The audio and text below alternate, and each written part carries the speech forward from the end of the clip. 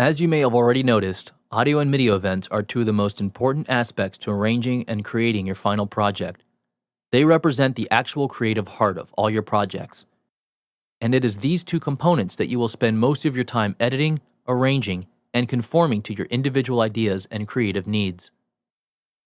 So in this movie tutorial, we are going to cover the methods used to edit and handle these events in order to help you turn that idea you have in your head into a sonic work of art.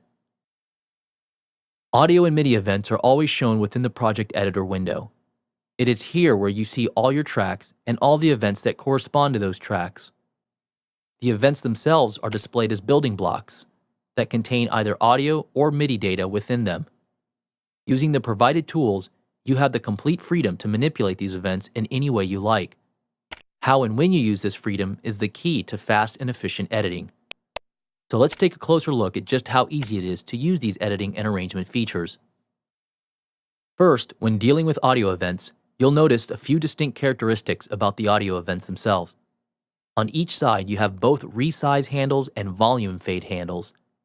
These allow you to quickly resize the entire event, as well as adjust a fade in or fade out for this event.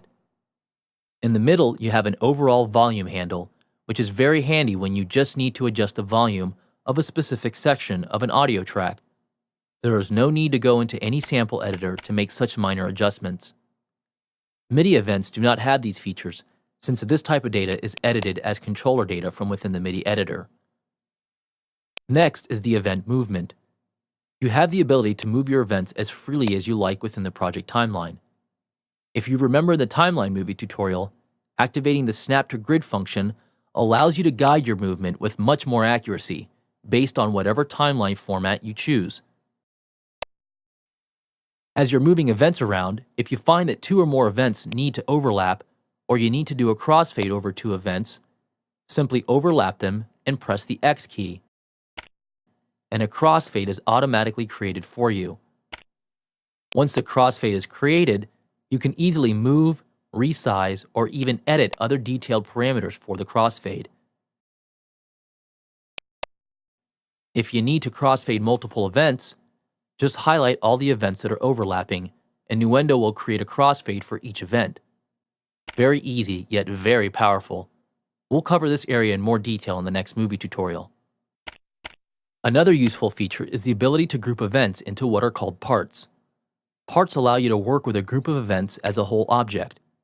To do this, you simply highlight the events you want and choose the Events to Part option from the Event context menu. If you need to make a part become its separate events again, then just choose the option to dissolve part from the same menu, and you're back again to its original events.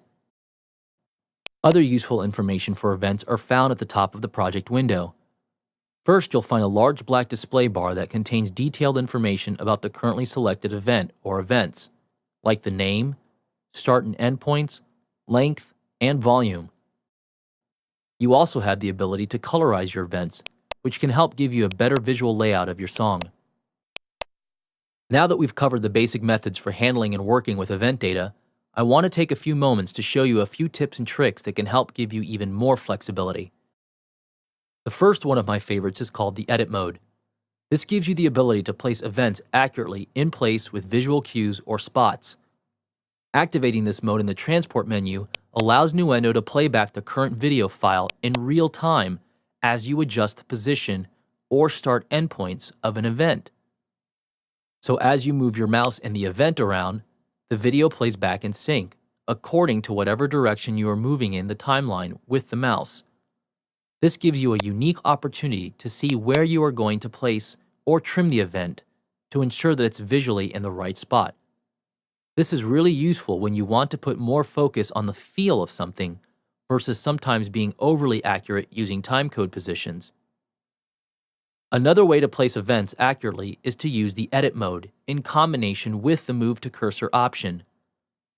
First, you dial in or move to a specific timecode position.